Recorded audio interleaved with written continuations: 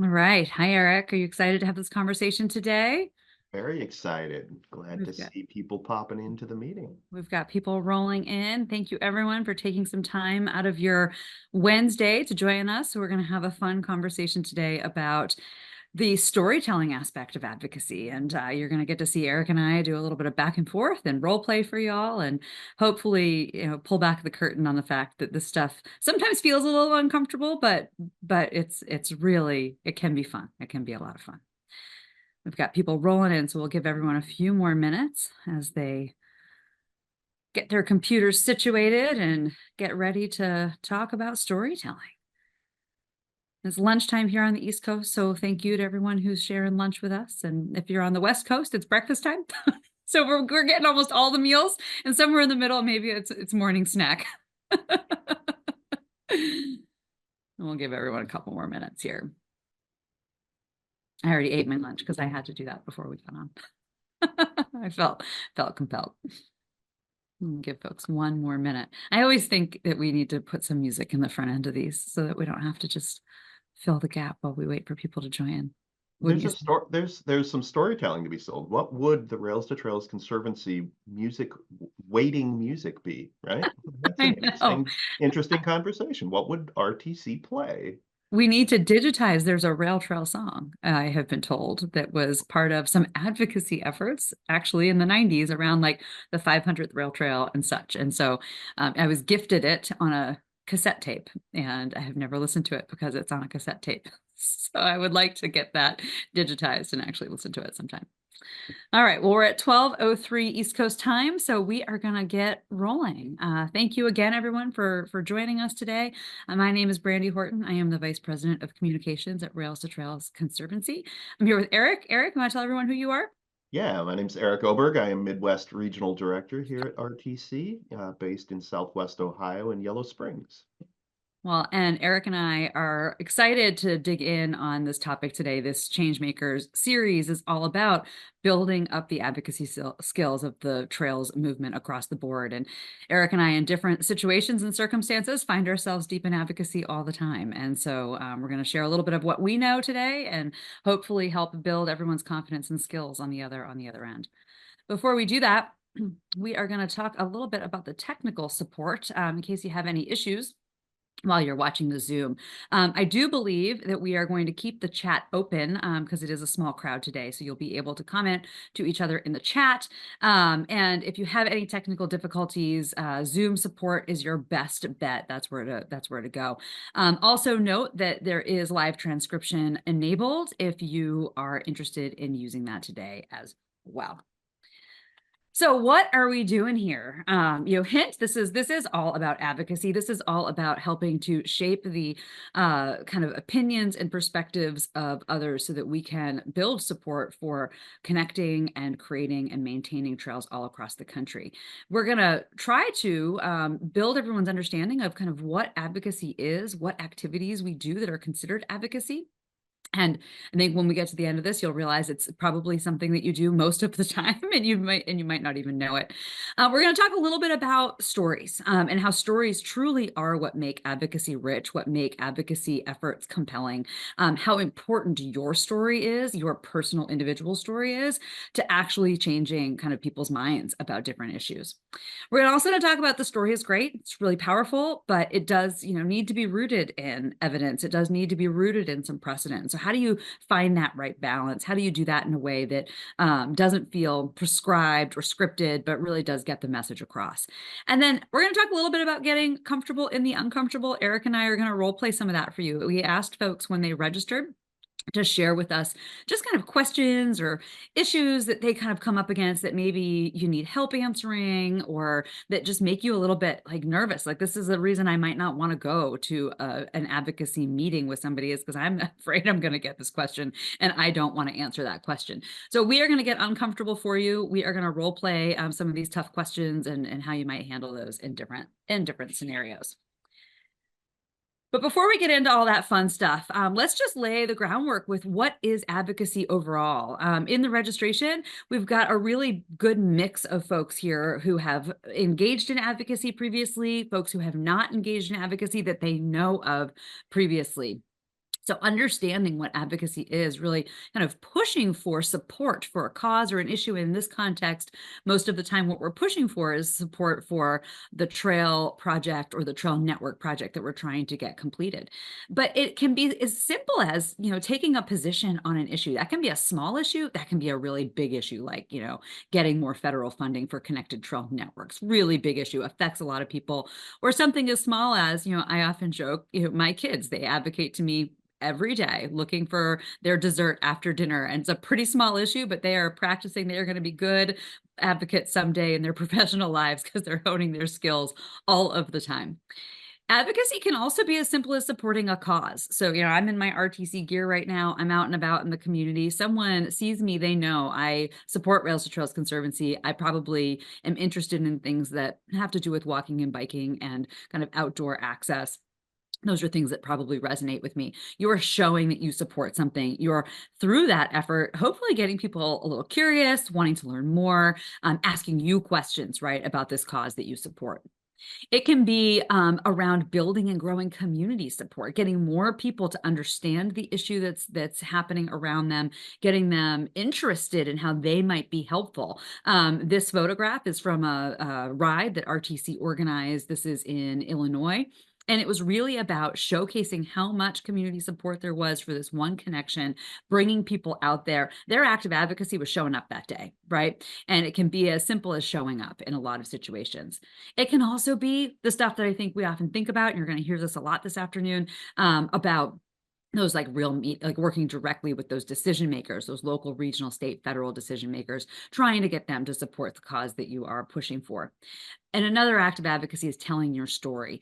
We have full control over what we share with the world and what we opt not to share with the world. And when we decide that the story that's kind of driving us, the story that our passion is rooted in, is really important for others to hear, that act of sharing your story is also an act of advocacy, because that personal connection to the issue is often what it takes to get people to wake up, to pay attention, to start to feel something with you, to start to get excited about something with you. So, Eric, why don't you tell us a little bit about what folks can expect their role to be in advocacy? There's lots of ways advocacy shows up, but what's their role? Yeah, no, absolutely. And I think one of our goals today, whether you're a seasoned advocate and someone who does this on a regular basis, or whether you're new to it or you're curious about it, is to really break down the barriers, right?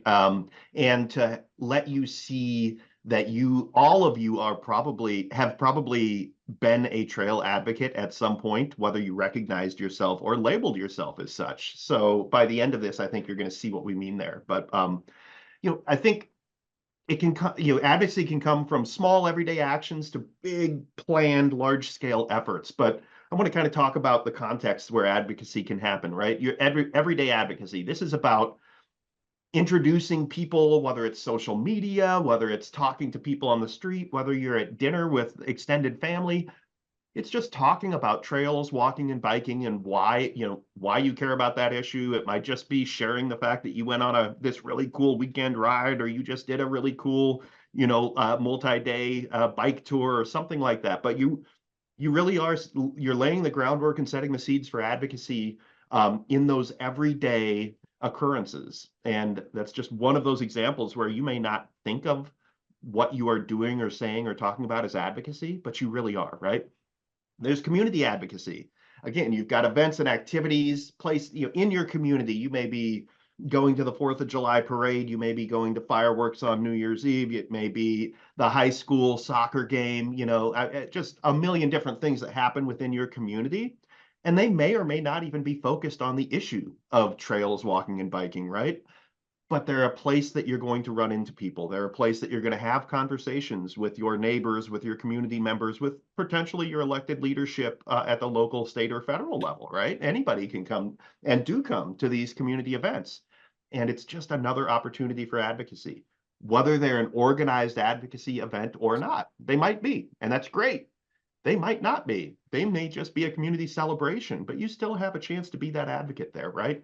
And then there's what I think most people recognize as advocacy, right? That direct advocacy. You are going to a meeting, whether it's locally, whether it's at the state house in your state, whether you're going to Washington, D.C., whether you're attending a city council or a county commissioner meeting to to give testimony on a certain issue. You could be writing letters to the editor, right? That is another form of direct advocacy. That's the easy label, right? I think we all probably recognize that as advocacy. That's what most people think of. Oh, if I'm going to advocate, that means a formal setting where I am going into a space to talk to leaders in some way, shape, or form about some issue. Very, very important, very impactful. But and the thing that most people, whether they engage in advocacy or recognize themselves as advocates, this is where you think of advocacy always living, and it does, and it's impactful and meaningful. But those first two, I think, are really important and sometimes can be much more impactful. And we're going to get into that in this session. Well, and I think why we break this down in these three buckets as well is that it's the mix of all of these activities that really makes an impact. Because what we want is to create almost an echo chamber about an issue. I often say, on staff here at Rails to Trails Conservancy, I would like the topic that we're pushing, the issue that we're pushing right now, I would like the people that we need to hear it to not be able to get away from it. They're going to have the meeting with us. They're going to open their local paper and be like, oh my gosh, there's those rail trail people again. Then they're going to get on social media and hopefully see all of you all saying the same thing we are, right? And it just makes it so that that issue, no matter how small or large, can become almost omnipresent. And the heart of that is in the good story, because that's what makes it compelling. That's what makes it kind of continue to resonate. And I want to talk a little bit about why stories matter and what kind of makes a good story. We said earlier that stories truly are advocacy because we can choose to share them or not to share them, whether you've had a really positive experience or there's something that's happened that maybe was, tragic or heartbreaking, but that is shaping how you decide to spend your time, what you decide is important, what you want to see change in your community. That is all part of kind of the heart and the soul of advocacy. And that is because people need connection. Humans want to connect with each other. And those stories are moments of vulnerability and authenticity that build that connection. It's where relationships come from. And we know that when we're working with decision makers, when we're working with people in power, they're more likely to do something, whether they know it or not, for people that they like, for people that they have that existing relationship with. Whenever there's a big issue, a crisis, you don't want to be making a cold call on that day. You want to be building upon something that you've cultivated over time. And stories are an entry point to do that. It can be a story that's very directly related to the issue that you're talking about. It could be a story over, a shared interest in food or hiking in a certain place or finding what that connection is. When you build storytelling into your advocacy messaging, there is some science that kind of underpins why this matters so much. One of the reasons is that storytelling and that human connection, it unlocks different aspects of our brain. It releases different hormones that actually make the stuff that we're talking about more memorable. It makes the facts more memorable. It makes the issue more memorable. So when we're kind of tapping into the serotonin levels, tapping into the oxytocin levels, those are the kind of markers for happiness, the markers for trust. We're building some credibility. We're building that relationship connection. And then the person that we're talking to or connecting with is more likely to remember that topic, that fact you shared about maybe bike ped safety in your community, or gosh, if we only had that last 1 mile, we'd have this 100-mile trail corridor that's going to connect 4 different towns. That's the ask, but that's not the guts of the story. The guts of the story are why it matters to you. And that's what's going to bring you back up in their conversations over and over and over again. And when there's so many issues kind of on the table for our local elected officials, for the people who are holding the purse strings, they are being asked for so many things all of the time. Being the memorable story, being the person who say, oh yes, I met Brandy and I remember she told me how much, these spaces matter to her family because it's where they spend their Sundays together, or it's how her kids get to school. And that's going to be something that kind of comes back up in my mind as I'm thinking about making those decisions. And it really comes down to relationships, trust, and tapping into the humanity between all of us. Eric, we've got our stories, we want to be able to bring them out. Where is that happening? Where are Yeah. we sharing those stories? Yeah, I'm going to build off what I was talking about before, right? We had the breakdown of what kind of advocacy there is, that direct advocacy, community advocacy, personal. But I really, I want you to think about the fact that your advocacy hat is on your head so much more often than you realize. And in many instances, it may be on your head when you don't uh, it's subconsciously. You're not even thinking about it. And that's I really truly believe that's when some of the best advocacy happens because you're being so honest and real and you're just telling your story. You're talking about something that you're passionate about. You're sharing it with somebody in a way that isn't prescribed. It is not, you're not reading from a script, right? So again, you're at it. When you plan for it, great. Hey, you're formally at planned meeting and events. That's a little bit easier, right? Well, maybe it's not easier based on the interaction, but you know what to expect. You're going into those situations with a plan and a purpose, and you know why you're there, and you're certainly you're cognizant of the fact that you are an advocate and you have something you want to accomplish in those settings. But really think about it in those unplanned spaces, right? During your everyday life, to the point that Brandy made earlier, sometimes it's just by wearing something that says, whether it's Rails to Trails Conservancy or it's your local trail, um, you're a bit of an advocate just by wearing it, but you're creating awareness and you should be ready for people to ask you about it. And those interactions are advocacy, right? You're at those community functions, you're at a farmer's market, you are at so many different ways that you are interacting with people. And it's family and friends. You probably don't think about, Thanksgiving dinner or, family Sunday gathering of family and a barbecue in the backyard. The last thing you're probably thinking about is being an advocate for trails, walking, and biking. But think about if whether you are a professional in the space and someone's asking you about work, well, okay, you may be talking about it and you have a bit of an advocacy hat. Or if you're and sometimes it's both, you're a professional and an enthusiast. I think many of us in the space really enjoy walking, biking, and trails, and it's part of what we do professionally.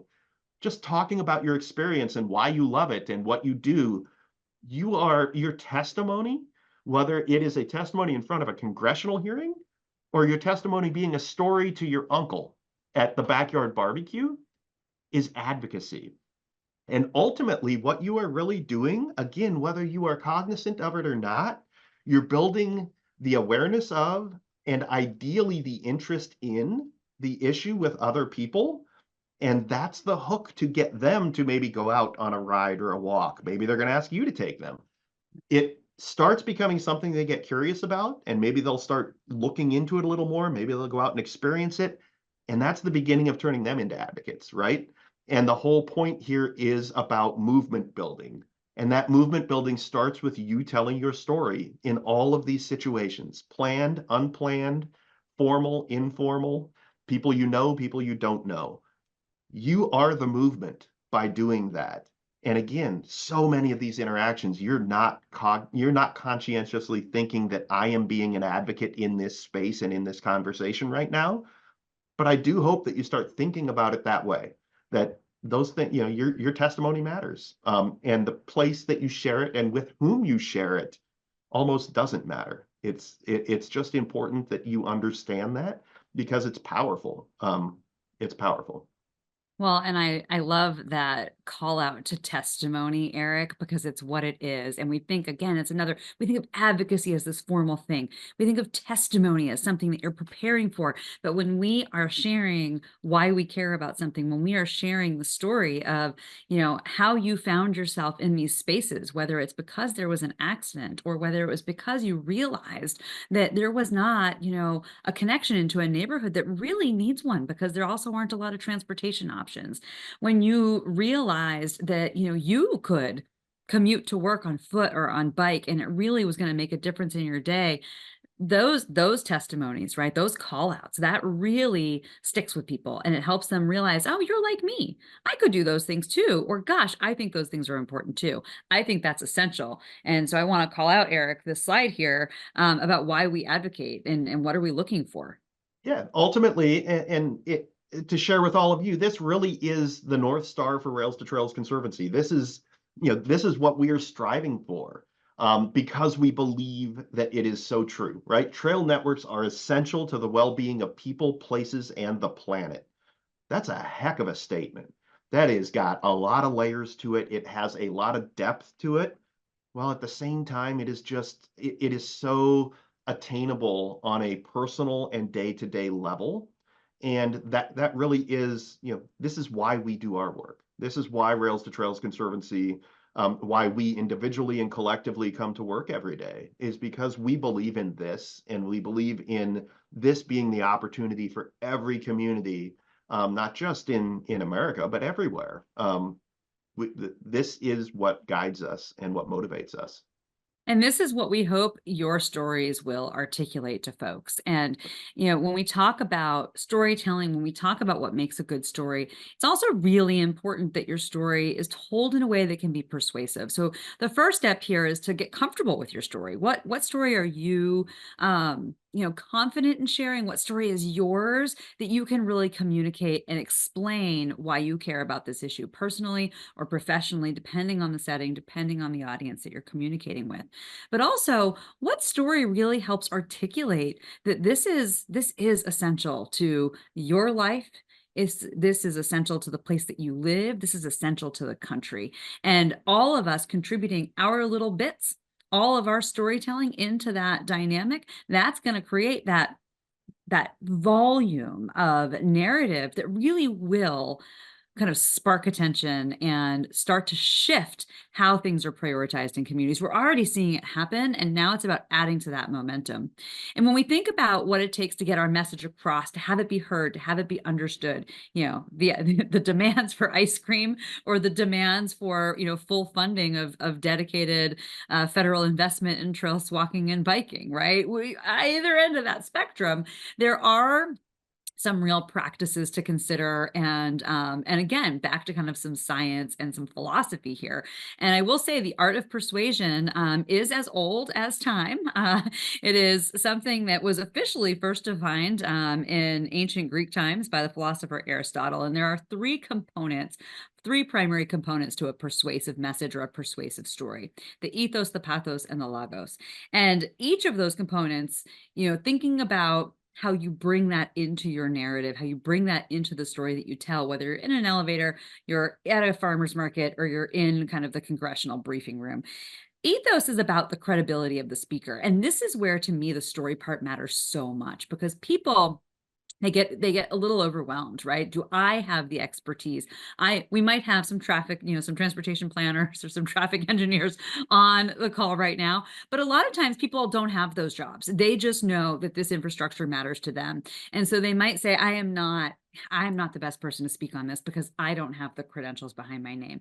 I would argue absolutely not true. Your credential is your experience, and nobody but you can own your story and your message. And that is why that authenticity of what you're sharing, of what has happened to you in your life, what you are comfortable sharing, that matters so much, because that brings that credibility. Of course, if you've got additional credentials to bring to that adds fuel to the fire, and that's really helpful in some situations. And some situations it might not be helpful, right? And it's something to think about. Sometimes people don't want to know that I'm a communications professional when I'm sharing my story, because it makes them think like, well, of course she's going to share her story, right? She does this for a job. The next piece of this, the next component, is the logos, the idea of the rational aspects of it. And we have all been in those situations where someone is just pushing you and pushing you and pushing you on a topic. My kids want ice cream for breakfast. It is just not happening. It's not a rational thought. It is not happening. There is no precedent for that in our house. And so, when we're talking about trails and trail networks, thinking about whether what you're asking for is viable, is feasible. We have a lot of questions that have already come in about, working with railroads. It comes up a lot for us. How do you make the case to the railroads? And, in that idea of what's rational or logical and what's not, thinking about like, what's the status of the corridor? Are we asking for a connection that we know is going to go, alongside class one freight and there's not the right of way to do it. And, maybe we need to say, like, we need the connection. We know this is difficult. What are the solutions versus being singularly focused, right? On that one corridor. You're going to be taken more seriously if you have an open mind. You're going to be taken more seriously if there's some precedent, if there's some rational kind of backing for the ask that you're putting out there. It doesn't mean we can't get innovative and creative. It just is a way to think about how you package your message so that it is understood as, this is a person who's willing to work with me. This is a person who understands the limits, the challenges that I might be up against, right? And then the final piece is the pathos, and that's the emotion. That's the emotional connection. The story in and of itself is going to bring emotional connection, but we've all heard the person who comes into a conversation with, like, I'm really passionate about Rails to Trails Conservancy. I'm wearing their t-shirt. I'm a member. Yeah, I really love it. There's not a lot of credibility in that story. You're not so sure that they really are into this or not. Are they being paid by that VP of communications to wear that t-shirt? We are unsure. It's the emotional appeal comes through both in the story you choose to tell, how you choose to tell it, the emotion that you are bringing in your demeanor, in your tone of voice, in the expressions that you're using. And so all three of those pieces together, your credibility, owning and acknowledging that your story brings credibility, the logic that exists behind what you're asking for, what you're dreaming for, what that vision is, and then that emotional appeal and connection. Are you bringing the right vibe to the party, is one way to think about it. These next 2 points really go hand in hand. They're kind of the left hand and the right hand of the situation. And some of this goes back to relationships. It is sometimes, you're having a conversation with somebody, whether that is the person that you met at the farmer's market who saw your t-shirt and wants to know more about why you care about Rails to Trails Conservancy and multi-use trails, or it's the mayor who's saying, we've had this conversation, Eric, 20 times. What's new? What's new this week? Tell me more. They might have concerns or questions, and those are valid because they're their story. And so being able to take a moment and say, Eric, I hear your concern. I understand that we've had this conversation before, but I really want to make sure that we get a chance to dig in on this one issue. This week I saw a bunch of kids having to cross the road when there is a trail on either side and they didn't have a crosswalk. They didn't have that connection. So it really made me nervous because my kid was one of those kids, and I was really feeling uncomfortable as I watched them dart through, 3 lanes of traffic to get where they were going. But you're acknowledging, I know that you feel frustrated, or I know that you feel like we've talked about this before, or I know you think that railroad right of way isn't going to work out, but let me tell you something new. There are other situations where pivoting and not acknowledging the concern is the best course of action, when what's being said is possibly offensive, when it's going to totally derail your conversation. We're all of a sudden talking about education, budgets or healthcare budgets, and we're not in that same frame of what you came to kind of talk about in that dialogue. It is okay to say, thanks for that, right? We're not acknowledging the concern. Thanks for that. The real issue I'm here to talk with you about today is this. That's going to happen more frequently in the direct advocacy setting than it is, you might be a little weird at the farmer's market to meet a stranger and say, I think the real reason we're talking is this. But keep both of those points of view in mind when you're getting ready for any sort of an advocacy scenario, any sort of a storytelling scenario, because there are times where acknowledgement is going to go a long way to build the relationship, and there's times when pivoting is going to go a long way to making sure that your message gets heard. And then the final thought there is just considering the message that you're sharing and who the messenger is.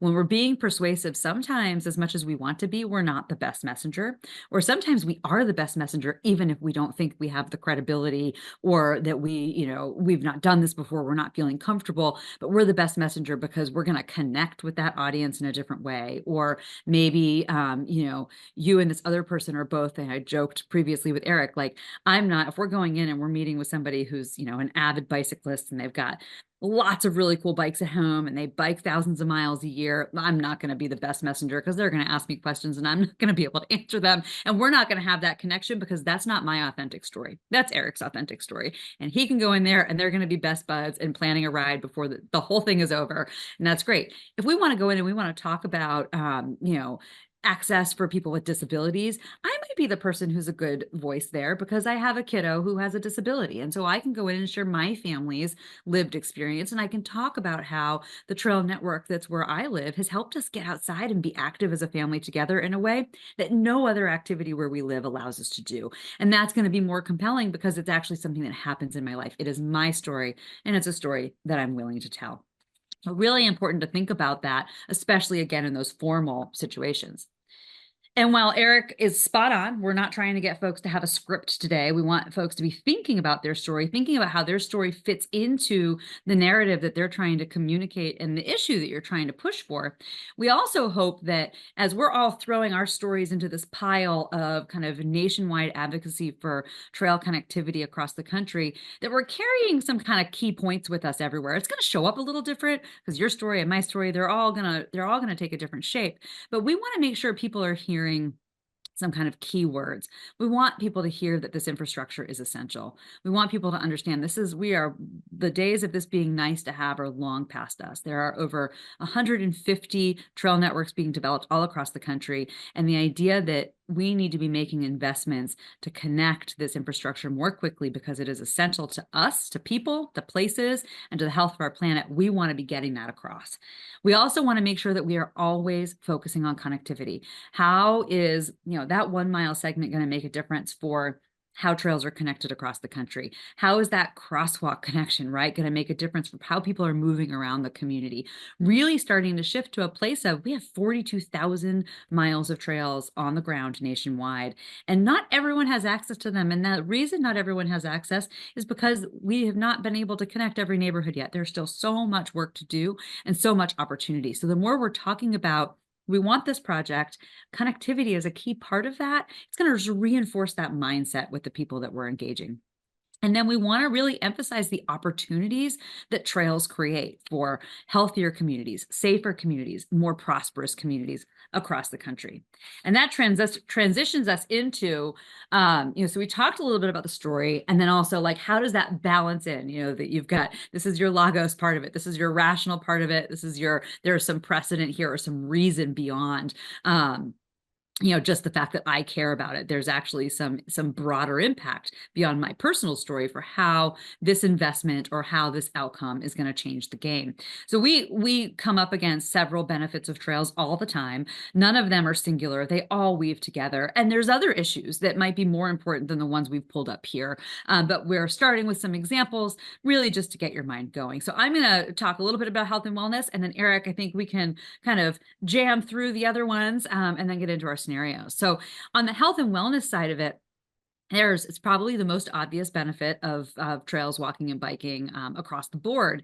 But it's also one of the ones that sometimes goes in the bucket of like, well, that's nice to have, right? We sometimes treat exercise and places for recreation in our communities as like not the most essential investment. But what we know is that when we create trails and trail networks, we actually can see a direct relationship to how people engage, how they're meeting their physical activity guidelines. So you could imagine a situation where maybe I'm talking to a friend and it's like, gosh, I have finally started to meet my own personal goal of being physically active 5 days a week. And the way I did it was because I figured out that there's a trail network that connects my home and my office. And so I've been biking to work in the mornings. And, my friend might say, wow, that sounds really ambitious. Like, it's actually a little bit easier for me. I'm not having to squeeze in exercise. And you know what? The CDC also that's like true. When people have access to active transportation, they're actually able to be more physically active because they're making it part of their day-to-day lives. You can see how you can weave that into the conversation, your own kind of personal life change paired with kind of how that data shows up in other parts of the country. Eric, what about transportation? Yeah, well, I'm gonna reiterate what Brandy said right at the beginning of that last slide. When you're thinking about these benefits, and they are not all of the benefits, right? But when you're thinking about some of the benefits we're talking about, and others that you might be more familiar with, the intersectionality of these benefits is really essential because a trail's impact on any individual person, any community, and in a broader sense, larger communities and the country as a whole, it's compounded. All of these benefits really do build on each other. You're not going to get only one or the other. It's not an either or. It's a both and then, and then, and then. So really think about how these benefits compound the positive benefits. So transportation, obviously. Brandy just talked about it, right? If you have a good connected network of walking and biking infrastructure, you create the ability for people to choose to walk and bike. There's a transportation benefit there, but there's also that health and wellness benefit. I love to talk about, and you're going to run into these people in advocacy. You're going to run into these people if you're talking with somebody at the 4th of July parade, probably, that say, yeah, I don't get it. I don't care. I will never walk or bike for any practical reason whatsoever. I am dedicated to my car or my truck or my whatever, and that is all I'm ever going to use to get myself from point A to point B. And for me, I love to say, you know what? And that is your choice. That is your prerogative.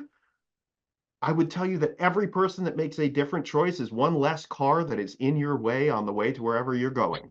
So the benefit of people choosing to walk and bike is benefiting you and your car because it is taking that many more cars off the road to make your trip easier, right? So there is a benefit to the people who are just adamantly opposed to ever touching a trail in their life.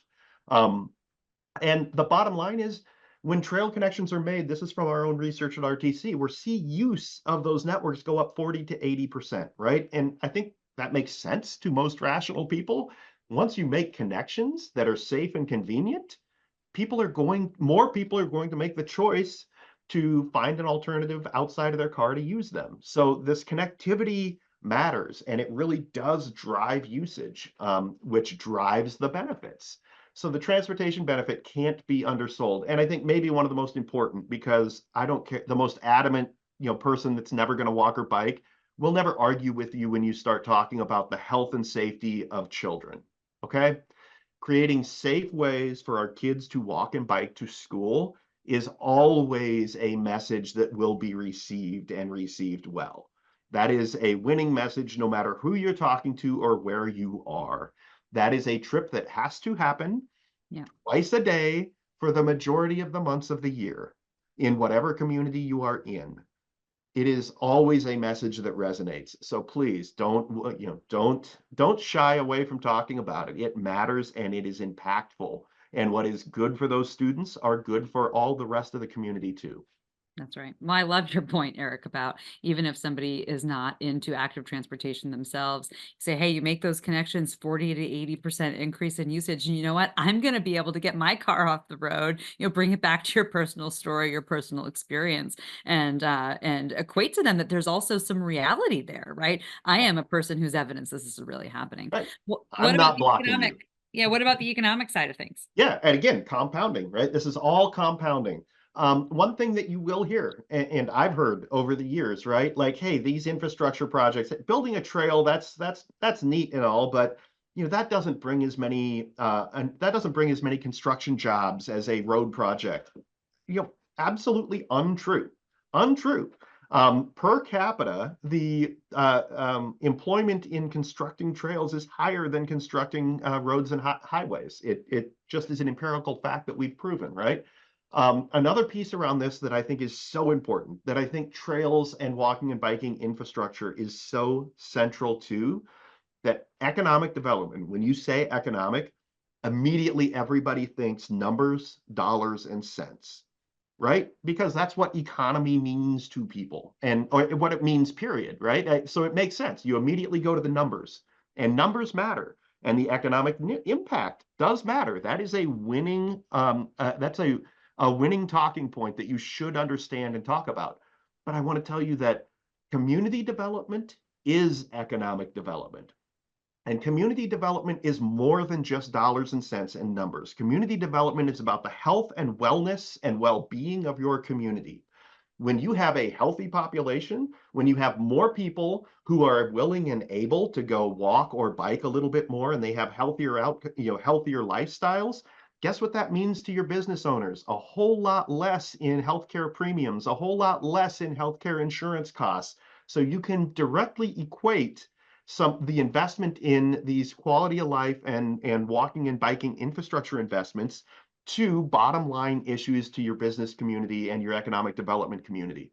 The other thing I want to emphasize here is that communities that are winning right now, communities that are really doing well, are using their walking, biking, and trail infrastructure projects, their plans and projects and visions as a leverage for larger investment. It Mhm. is not a standalone project. Your trail is not just a trail project. It is a piece of a larger community development vision, and you're leveraging that. You're using the trail as a part of some other larger application for federal or state funding. And you need to integrate your walking, biking, and trail projects and vision into these larger economic and community development projects. They're not standalone. They need to be a building block of your larger strategy, and that unlocks a whole lot of other resources that you may not be thinking about when you are just in the trails or the parks and green space. You're in the community development space. That is a bigger place. And believe me, the people who are in community and economic development and that understand the ways to leverage projects for larger investment, those are your friends. They need you and you need them. And more, the health, the trails, active transportation, parks, and green space people and community and economic development people are recognizing that symbiotic relationship that they need to have together. It's not everywhere yet, but it's in the most successful places we have happening right now, and it's key. And they also need to hear the stories of, and again, this is a place where you might not be the messenger, but you can bring together the stories of what that economic opportunity is and what that economic opportunity looks like. And I just want to do a call out to this photo, which is from Brownsville, Texas, the lower Rio Grande Valley, right there at the border of Mexico. And this is along the historic Battlefield Trail. And it is a farmers market that emerged as part of the kind of activation strategy of the trails that were being built there to bring people out, and also very directly related to an economic impact opportunity for lower income folks who live in that area. There's a lot of folks who live under the poverty level. And so there's community gardens that are part of the trail network, and folks are able to grow fruit and vegetables there, bring them to the market. It's also a maker's market. So you're bringing the community out. There's a very tangible economic impact that is representative of kind of some of what the community development strategy is. And it's just all interconnected. It's just such a great example of that. And the story there is just so rich. Here's a topic where the story might be different or challenging depending on who you're talking to. Another one where the messenger and the message really do need to line up. This is a conversation where, I think a lot of us know that trails have a direct relationship with kind of climate mitigation efforts, with environmental protection across the board. And that can look like the idea of swapping out car trips for walking and biking trips and what that does to reduce emissions overall. It can also look like the focus on green space and preservation and conservation and creating space for our furry friends, like this little guy in Connecticut who's actually on the Still River Greenway. I feel like I have to say that because it's such a perfect photo, not a stock photo. That's a real little furry friend from Connecticut there. But really understanding what is your story behind the climate and environment message, or if you're bringing different people to the table to be a part of this conversation, what's their story and what story will be heard? Because this may or may not be the issue to lead with in the context of being persuasive, but there's lots of angles to take this one. And I think it's really important on this that you pick a story or a storyteller, a messenger where there's the authentic relationship, and that's going to make all the difference. Final little bit before we get into some role playing. Quality of life, Eric. Yeah, well, What does this I have feel to do like with this is the anything? umbrella over all of this, Sure right? is. And again, the intersectionality of all these benefit pieces that we've talked about, all of them could fall under quality of life investments, right? And I think that can be, it's to me, I know exactly what I think of when I think of quality of life investments. I know it might be a little different for everybody, but I'm going to point to this. There was a wonderful research paper published by Brookings back in 2022 looking at mid-sized Midwestern cities, right? The kinds of places that, quite frankly, flyover country is probably a term a lot of people have heard of, right? These are the kind of places that don't get a lot of attention outside of where they are. Certainly, they feel like, and in sometimes they probably are justified in feeling like the coasts and other parts of the country don't think about them or care about them, and their narrative on a national stage has not been all that positive for a long, long time. So it was an interesting subset of population centers that they studied. And they were looking at because there are some amazing stories in this subset of communities in the Midwest. And there's some that are doing amazingly well. Like they are growing, they are thriving, they are amazing places. And Brookings was looking at why, what's working in these places. And one of the absolute commonality around what's working is that their entire focus as a community has been investment in quality of life, right? In quality of life infrastructure programming. How do we make this place the best place to live, work, and play? They are not looking, 75 years ago, they might have been looking at a community development strategy that was all about attracting industry. It was all about attracting the big employer that's going to bring 500 or 5,000 jobs. And they have realized that that is not the community development strategy of the 21st century. It most certainly isn't the community development strategy of a mid-sized Midwestern city in the 21st century. And those that have recognized that early and have pivoted their strategy to quality of life investments are thriving. And people are moving there and people are loving these places. And that is a testament to how these kinds of investments become the selling point of your entire community. It's why people aren't just visiting, it's why people are moving there. It's why businesses are moving there. Businesses want to be where the workforce is. And increasingly, the workforce is moving to where they want to live because they can work from almost anywhere.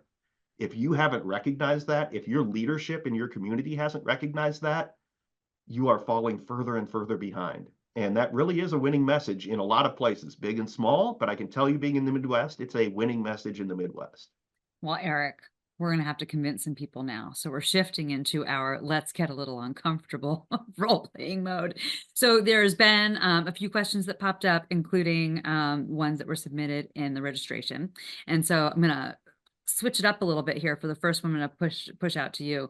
We've just talked about all of these great opportunities and benefits of trail. I know, Eric, that you like to bike a lot, and so you clearly think trails are important, but I'm not convinced. So why do we need these trails, and who is actually going to use them?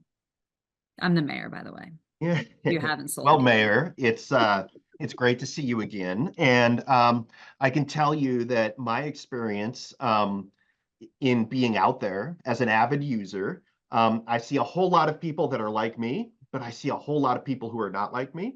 And when I travel, because this is an activity that I take part in, not just at home, but I go out and use trails all over the country in my travels. And I have a lot of the similar experiences. I see a lot of people out there who, can't drive. They are they're underage, they're young, they're children, they're elderly. They may have some form of ability that doesn't allow them to drive. So I see a lot of people who the choice isn't, it's not about them choosing whether they can drive or not. That choice isn't theirs. And we have a large population of people in this country everywhere that can't drive whether they want to or not. It may also be an economic issue. We have a lot of maintaining a vehicle is expensive, and depending on where in this country you are, it could be more expensive than others. So first and foremost, we have a large population where the choice of whether to drive or not is not a choice. We also have a large and growing population of people who would prefer not to. They would prefer the thousands of dollars a year they're putting into an automobile go into other aspects to make their lives better. But they need the infrastructure to support that choice. And in the places who have made that investment, I recognize them all the time. They're vibrant. People are out, and nothing makes a place feel more vibrant than people. No matter how beautiful your buildings are, no matter how beautiful your landscaping in your community is, if it's devoid of people, it's noticeable. You need people. You need people out, and people aren't walking on your highways. People aren't out on your busy roads. You need to build walking and biking infrastructure so that there is life in our community. So who would use them? Basically, what you're telling me is I just don't see them yet because I haven't built it. Yeah, my challenge would be we may not see them in our community because we haven't done the work yet.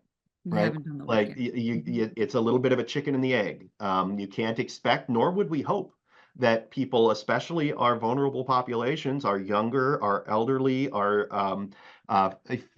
less physically abled. I would hope that they're not out walking on the highways. I would hope that they're not out walking on our busy artillery, um, our busy roads that don't have any walking and biking infrastructure. So my hope is they're not putting themselves in danger by being out in the parts of our community that don't have the facilities to keep them safe. Yeah. All right.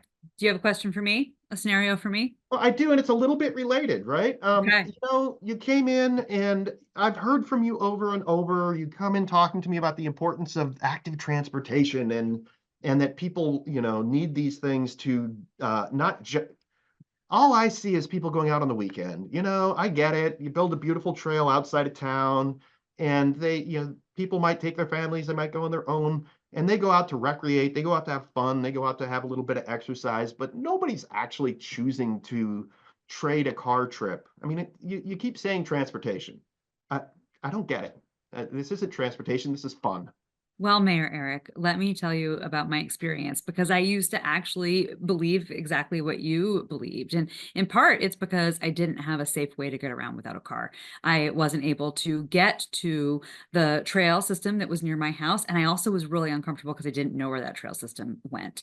But once the connection to my neighborhood was improved, I was able to leave my house, really just cross one intersection, get on the trail, and now I can go all 10 miles to my office without having to interact with cars. And it took a couple of times doing it on my own, doing it with some folks who knew the area to build that confidence. And now I'm bringing people with me. And every time I do, what I hear from folks is that was a heck of a lot better than sitting in traffic to get where I'm going. I was able to work out, kind of the problems in my mind that day. I feel better mentally. I feel better physically. I'm building in physical activity, and I'm also doing my part to take the emissions, reduce my personal emissions load. And so, whether or not you personally will use it for transportation, I can promise you there are many, many, many people who will. Folks who are trying to do their part for their own physical health and the physical health of the planet.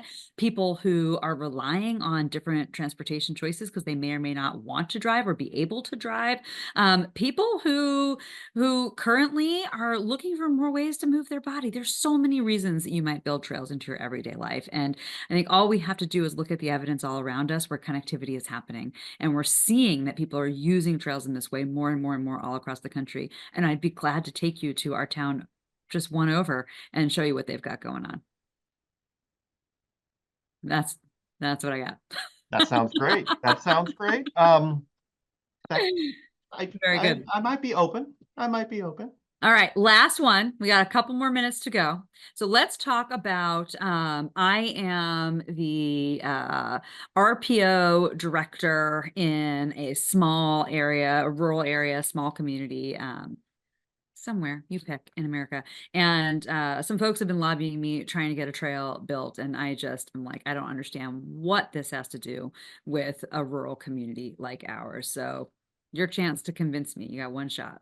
Yeah. Well, as somebody who grew up in a very rural community and someone who's spent the last almost 20 years working in many rural communities across the Midwest, I can tell you that one of the struggles we've had across the board in the United States in rural communities is the retention and the recruitment of people, right? We've had a mass exodus from rural America because of the perceived and real perception of job availability.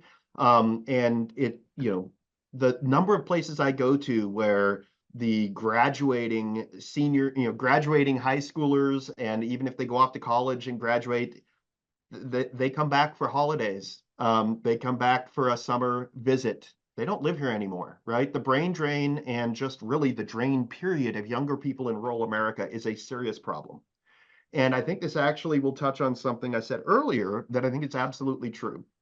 There is a golden opportunity in rural America. I think a lot of people have left rural America not because they don't like it and not because they don't wish they could go back. It's because they haven't had they don't see the opportunity for them and their families to move back. That's changing because of our changing world, right? Because all of a sudden work is now not always dictated by place. People have the ability to work remotely. People have the ability to do work in a way that we didn't before, and you have the chance to live where you want. That to me is an absolutely it's a radical dynamic change in the way people are choosing about where they live. And there are a lot of people who want to live that rural lifestyle. They want to go back home, or they want the ability. But you know what else they want? They want the kind of community that is exciting to live in. They want some of those amenities, right? They may not want to live in the city. They might want to live rural, but they don't want to give up everything amenity wise, right? And so a trail, the ability to take your kids out or just to go with mom and dad, or quite frankly, who I talk to a lot, the grandparents having a safe place to take the grandkids and go on a bike ride, go on a walk, go check out wildlife in the local park, that is still essential. Rural is great, but you still have to have a quality of life, and you have to have some amenities that get people to come back and stay. So rural America has an unbelievable opportunity right now to bring back some of the folks that left, to recruit some people who have never lived in rural America. And I think the investments in things like trails are absolutely essential to putting them on the map as places I would want to go live. So rural You America got is me. in a I have beautiful place. grandkids. I have grandkids, so you connected with me there. I'm ready. I'm gonna build that trail. And now I'm gonna push us to the end of this conversation and bring my screen up again here one more time for just a couple of quick slides. And I appreciate everyone sticking around with us here until the end. There was so much good conversation in the chat just about people's ideas, people's questions. So one thing that came up was really related to just the issue of like why this matters now, why this is so important.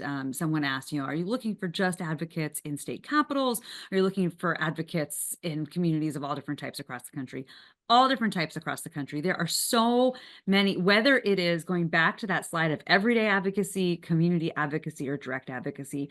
Part of what we're trying to do at Rails to Trails Conservancy is to build a network of folks who we know when there is a direct advocacy need, whether that's meeting with a member of Congress, whether that's meeting with, a regional kind of board of decision makers, or somebody, we know there's a really big issue going down in a community and we need some folks to go talk to the local elected officials.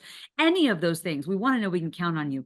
But in the meantime, we hope that you will add your voice and your story to the bigger narrative surrounding this topic that is important, and we need it to be resonant all the time, not just when the problems are happening or not just when we have to have that meeting. We need it to be resonating 24/7. We need that echo chamber going on. We need our decision makers to say, oh my gosh, we cannot get away from those trail people. They just keep showing up. I see them on my social media. I see them in my newspaper. I see them when I'm at the grocery store. They're wearing their t-shirts. It is like, wow, what can we do to get them to be happy here? And you know what the answer is?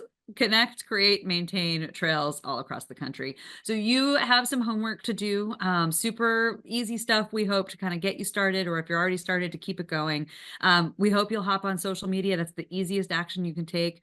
Share your own experience, share your story, share why trails matter to you, tag your elected officials, tag us, let us know what you've got going on. We want to see it. If you're compelled and you have something you want to share locally, letters to the editor are a fantastic tool. They're a great way to continue to get your message out there. Be present at those community meetings, whether they're about trails or not. You can show up and you can ask some of these questions about, what are we doing about quality of life here? What are we doing around transportation choices here? Where are trails, walking, and biking in that mix? You can get really into it, organize some events. You can actually get some practice meeting with those elected officials. We have resources for you at railstotrails.org. I think there's a link going into the chat now, taking you right there. The Changemakers for Trails program. We will have trainings about every few months. We're sending emails with just kind of like exercises and tips that you can do to get good at this stuff, kind of prompts to keep you active. There's case studies, there's tools and resources. All of that's on our website. So we hope to see you on the trail. We hope to see your stories popping up all across the country and helping all of us at a national level make this more effective advocacy and get more of what we're hoping for. So thank you, Eric, for your lunchtime. I appreciate it, and we'll Yeah. see you all out there. All right. Thank you, Thank everybody.